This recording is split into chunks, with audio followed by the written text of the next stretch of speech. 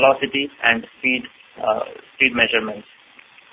The 3 input capture pins with multiple modes for pulse width and frequency measurements, and this has interrupt on change feature used for Hall sensor interface that we are going to see in coming section when we see how to control a BLDC motor using Hall sensors.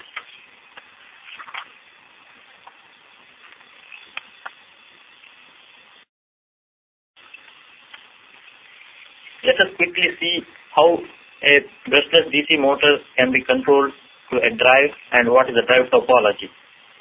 Before moving on to this, let me give a brief introduction of brushless DC motor, how it is constructed, what are its features.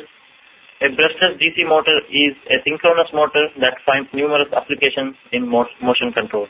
Appliances, automotives, aerospace, industrial automation are few industries to list. These come with different torque and voltage ratings. A brushless DC motor has windings on stator and alternate permanent magnets on the rotor. Brushless DC motors are electronically commutated based on the rotor position with respect to the stator windings. This means to run a brushless DC motor, an electronic drive is required. Normally, 3 Hall effect sensors are mounted on the stator that are used to determine the rotor position. The Hall effect sensors give a combination of high and low signals when they pass next to the rotor poles. With this combination of Hall effect sensor inputs, the commutation sequence can be determined, and we will see in a while how we can determine the commutation sequence and how we can control a brushless DC motor. A typical control circuit with the 3-phase winding connected is shown in this figure. Here, 3 phases, phase A, phase B and phase C are connected to a 3-phase inverter bridge having the switches H1, H2, H3 and L1, L2, L3 are shown in this figure. H1, H2, H3 are connected to positive DC bus or power supply which is having positive direction, and L1, L2, L3 are connected to DC minus or the return path. Stator windings A, B and C are connected in star fashion to this inverter. In coming slides, we will see how these stator windings are energized in synchronous with the Hall sensor input.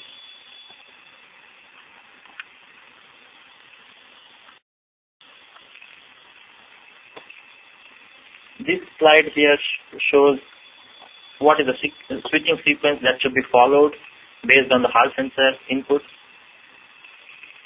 With 3 Hall sensors on the motor, every 60 degree of electrical cycle, a Hall sensor makes a transition either from low to high or high to low as seen here.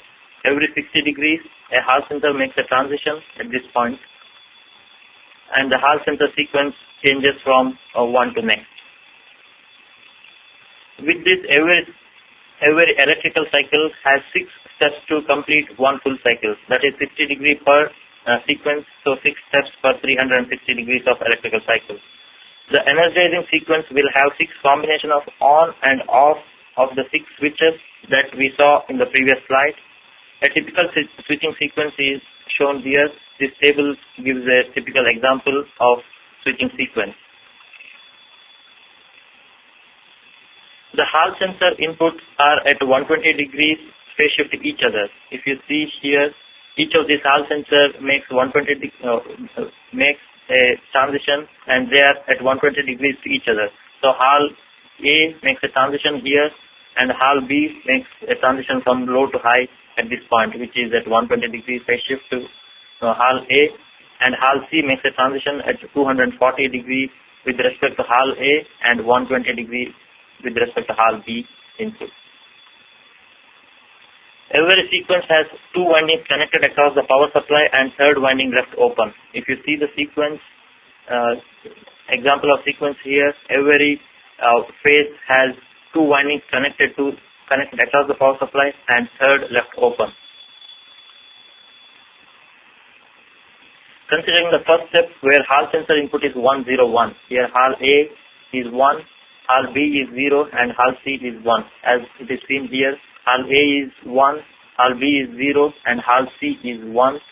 The switching sequence says that phase C should be connected to positive of DC bus, and phase B should be connected to negative of DC bus, and phase A should be left open. In order to achieve this, switches S3 and L2 should be on, or they should be connected or closed, and all other switches should be open or off. This will make the Hall sensor to this will turn the motor by 60 degrees electrical in a given direction.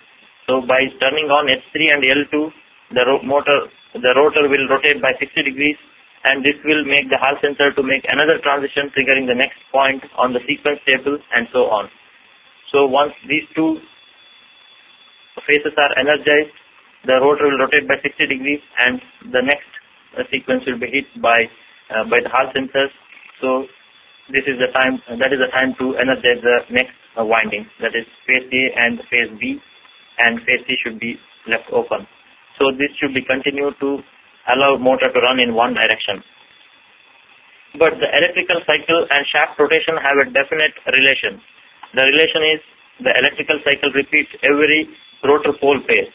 So to complete one rotation on the shaft, these 6 steps should be repeated as many times as rotor pole pace. In the sequence, if the sequence is followed with rated motor voltage across the motor windings, motor will run at rated speed. But the aim is to control the speed. So speed can be controlled using PWMs by PWMing each switch according to the speed required. This we will see in coming section how we can control the speed of a BLDC motor. The phase current waveform looks trapezoidal as seen here. It is in trapezoidal. It varies in trapezoidal with the 120 degree phase shift to each other. So phase A makes a transition here from 0 to high or low to high, and phase B makes a transition here, and they are at 120 degree phase shift to each other, and they are in trapezoidal. They are trapezoidal in shape.